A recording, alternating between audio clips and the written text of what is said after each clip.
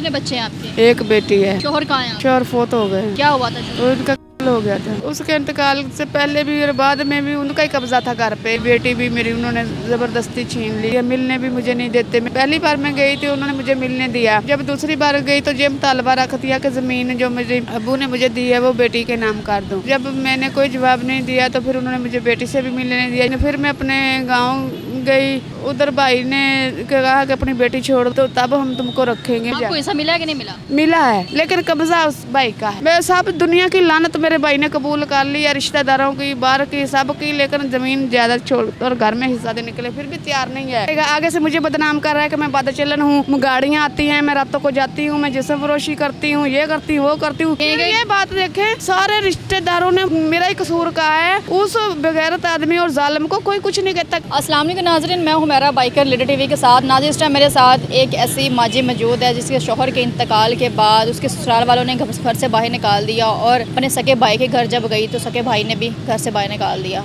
इनसे हम बात करते हैं, इनसे पूछते हैं कि आखिर ऐसा क्यों किया उसने। अस्सलाम वालेकुम। वालेकुम सलाम। क्या नाम है आपका? सोफिया। कहाँ की रहने वाली हैं जी? तहसील बुरेवाला, जिला रियाड़ी से ताल्लुक है हमारा। कितने बच्चे हैं आपके? एक बेटी है। एक बेटी है जी। शोहर कहाँ हैं आपके? शोहर फोत हो गए। कितने साल हो गए?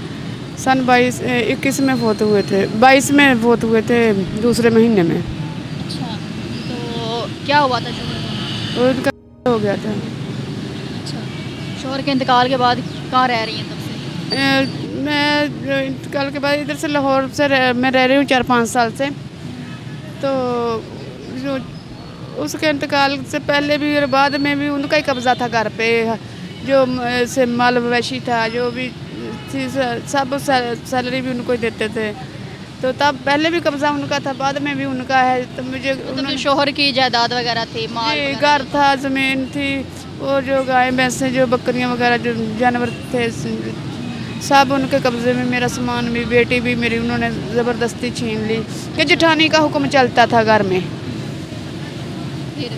तो फिर क्या, किसके पास है बेटी? अपनी फुफ्फो के पास है, मेरी नंद के पास, उधर समुद्री के पास 478 गाँव है ना, उधर रहती है। मिलने भी मुझे नहीं देते। मैं कई बार जाकर अब मैं नहीं जाती, क्यों इतनी दूर से जाओ बंदा फिर मिले भी ना, कितना दुख होता है। फिर तो मैं आ जाती हूँ। मैंने जब पहली बार मैं गई थी उन्होंने मुझे मिलने दिया। जब दूसरी बार गई तो ये मुतालबा रख दिया कि ज़मीन जो मेरे अबू ने मुझे दी है वो बेटी के नाम कर दूँ। ठीक है। जब मैंने कोई जवाब नहीं दिया तो फिर उन्होंने मुझे बेटी से भी मिलने नहीं दिया। जब मैंने ज़्यादा पुलिस का और इधर लोगों से, पंचायत में बात की, नंबरदार से बात की उधर से, तो अपने ससुराल वाले गांव में भी नंबरदार से बात की, थाने में बात की। जब मैंने पुलिस कार्रवाई करने की कोशिश की तो उन्होंने ये शर्त रखी कि 2 लाख रुपया दो और अपने भाई को और अपने अबू को साथ में लाओ तो बेटी ले जाओ। मुझसे बेटी का तवान मांग रहे थे, तवान ही हुआ ना। तो फिर मैं अपने गांव गई तो उधर भाई ने कहा कि अपनी बेटी छोड़ दो, तुम इधर ना, तो तब हम तुमको रखेंगे। मैं भी तंग, मैंने कहा अच्छा अपनी लाद संभाले, उसको भी पता चले बच्चे कैसे पालते हैं, कितना खर्चा होता है। एक मेरी बेटी बीमार थी, उसको हर्नियों की मसला था। तो फिर हमने उसको बुलाया तो ऐसे ना कि जो मेरी भाभी थी उसने कहा इसने ये शर्त नहीं माननी ना कि बेटी तो छोड़ेगी नहीं। मैंने कहा, मैंने वैसे ही कहा, मैं कहा ठीक है रह लूँगी। जब मैंने ऐसा किया तो तब फिर मेरी भाभी ने मुझे ना, मेरे भाई से मुझे मारा पीटा। उन्होंने बहुत मारा। ये मेरी कमर में अभी भी तकलीफ है। ये मोरे जो है ना, ये इनके जोड़ जो ऐसे कहने में भाई ने मारा। हाँ, भाभी के कहने में वो कहती है कि इसको मार दो, मैं इसको घर में बर्दाश्त नहीं कर सकती। जी। ससुराल वालों ने भी नहीं रखा और उसके बाद जब भाई के घर पे गई तो उसने भी नहीं रखा। जी। भाई ने ये कहा कि मेरे अब्बू जो थे ना वो अपनी मर्जी के मालिक थे। ठीक है। वो घर बेचने लगे थे तो हमने भाई के नाम करवा दिया।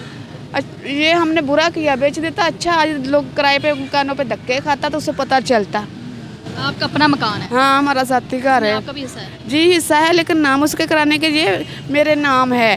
नाम है तो हमारा बाप भी वही है। हमने को तुमने पैसे तो नहीं दिए या हमने तुम्हें बेचा तो नहीं है। कानूनी तौर पे तो तुम मालिक हो, लेकिन सारी दुनिया को पता है कि हमारा भी बाप है वही है, उनका भी बाप भी है। हमारा घर में का मसला जो जी, मसला पर जायदाद का बन गया है कि मेरे अब्बू ने जो थी ना, हम दोनों को बहनों का वो हमारे नाम करवा दिए। कितनी बहनें हैं? 2 और भाई? 1। तो भाई को ये तकलीफ हुई कि सारी प्रॉपर्टी मेरे नाम क्यों नहीं करवाई, इनको हिस्सा क्यों दिया है। ये वजह। आपको हिस्सा मिला है कि नहीं मिला? मिला है, लेकिन कब्जा उस भाई का है। अच्छा, हिस्सा मिल गया लेकिन कब्जा उसने किया होगा, वो देना नहीं चाहता। देना नहीं चाहता। मैंने डीपीओ पे भी गई, डीपीओ ने मेरा साथ दिया, पुलिस ने मेरा साथ दिया। बंदा अब उनको कहा कि उन्होंने कार्रवाई नहीं की है, लेकिन वो ना थाने में मान जाता है, ज़मीन छोड़ता नहीं। अब मैंने कई गांव के लोगों से भी बात की, मैंने कहा मेरी ना ज़मीन बेशक ठेके पे आगे दे ना दे, मेरी खाली कर दे, मेरी पड़ी है तो पड़ी रहे, वो तो ना पैदावार खाए। मैं सब दुनिया की लानत मेरे भाई ने कबूल कर ली है, रिश्तेदारों की, बाहर की, सब की, लेकिन ज़मीन ज़्यादा छोड़ और घर में हिस्सा देने के लिए फिर भी तैयार नहीं है। सारी दुनिया की लानत कबूल कर ली है उसने। हाँ, कब्जा नहीं छोड़ा? नहीं छोड़ा अभी तक। छोड़ेगा भी क्यों? हाँ, उसको पैसे मिल रहे हैं, वो क्यों छोड़ेगा? आगे से मुझे बदनाम कर रहा है कि मैं बदचलन हूँ, गाड़ियाँ आती हैं, मैं रातों को जाती हूँ, मैं जिस्म फरोशी करती हूँ, ये करती हूँ, वो करती हूँ। तो जायदाद की खातिर कोई वो मुझे बदनाम करके कल को मैं कह दूँ इसको मरवा दूँ, तो मैं कह दूँ मेरी गैरत ने गवारा नहीं किया कि ये एक बदचलन थी के नाम पे बहन को मार दिया या मार गैरत दिया, के जायदाद का मतलब रखने के लिए वो गैरत के नाम पे कत्ल का ड्रामा रचा रहा है। जी जी, होता है ये, ऐसे ही होता है। जी जी।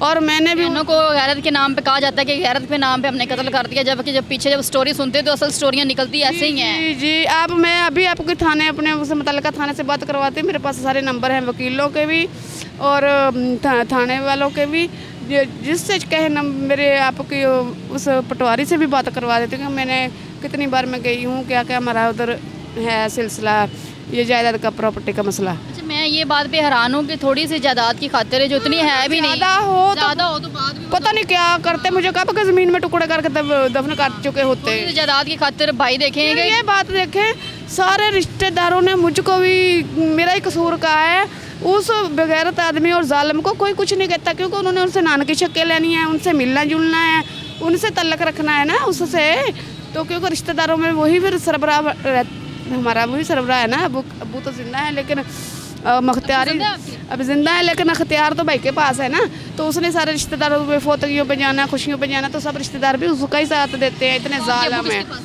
वो घर में रहते हैं, उसको भी निकाल दिया था। बूढ़े हैं ना, तो उसकी किसने सुनी है? अब उसके पास भी कुछ नहीं है ना, बस वो तो ये है ना, भाई को भी अबू को भी घर से निकाल दिया था, मेरी अम्मी को भी निकाल दिया था, हमको भी लात तल्लक कर दिया था। बस ससुराल वाले थे, बस ससुराल वाले और वो था बस, बाकी उसको किसी की ज़रूरत नहीं थी। तो कितने साल हो गए घर से निकले हुए? मैं सन 18 से घर से बेघर हुई हूँ। तो यहाँ पर रोड भी धक्के खा रही है? नहीं, रोड पे नहीं, मैं इधर पनागा में काम करती रही हूँ, मैंने 2.5 साल इधर काम किया, फिर मेरी कुछ तबीयत ख़राब रहने लगी, फिर मुझसे इतना काम नहीं होता था, फिर मैं वैसे इधर रहती हूँ, पनागा पे रहती हूँ। लेकिन अब ये है कि लेडी स्टाफ नहीं है, इसलिए एंट्री नहीं करवा रहे, लेकिन रहती मैं इधर, रोड पे नहीं रहती। खाती पीती किधर से? खाती पीती खाने से मिलता है, सुबह चाय कुछ काम कर लेती हूँ, ये टुकड़े वगैरह इकट्ठे कर लेती हूँ, बोतलें इकट्ठी कर लेती हूँ। कुछ जानने वाले हैं जो वो भी मेरी हेल्प कर देते हैं। अपना घर होने के बावजूद, अपने बहन भाई होने के बावजूद, अपनी बच्ची होने के बावजूद, अपनी जायदाद होने के बावजूद आप धक्के खा रही हैं। वो सिर्फ ये है कि मेरे साथ कोई मेरा मर्द नहीं है साथ देने वाला, तो इस वजह से जो ये मेरा मामू है वो मेरी माँ की सारी ज़मीन हड़प कर गया, ऊपर से क्या कहता है ये खुशी से देगी। मैंने कहा लेने की खुशी आती, देने की नहीं आती। देने की जब आती है बारी तो उसको खुशी नहीं आती, लेने की आती है कि मैं ले लूँ, इधर से भी ले लूँ, उधर से भी ले लूँ। मुझे ये बताएं कि क्या कहना चाहती है अपने भाई को और रिश्तेदारों को, जिसको भी कुछ कहना चाहती हैं? मैंने तो तमाम रिश्तेदारों और भाई को ज़िंदगी के लिए छोड़ दिया है, और मैं कभी उनकी किसी भी मतलब कोई तल्लक नहीं रखूँगी। मेरा मरना जीना ख़त्म है। उनके साथ मरना जीना ख़त्म कर मैंने कर दिया। हिस्सा नहीं लेना? नहीं, वो तो छोड़ना नहीं है, हिस्सा तो लेना है, सिर्फ अब वकील का काम रह गया, वो थोड़े से फीस का इंतज़ाम कर लूँ, वो तो नहीं मैं छोड़ना, हिस्सा नहीं छोड़ना, उनको तो ज़िंदगी के लिए छोड़ देना है। तो उसको लगाओ धमकी जो लगानी है भाई को। धमकी क्या लगाऊँ, उसको पता है मेरा क्या कि मेरी बहन डाउन है। हाँ।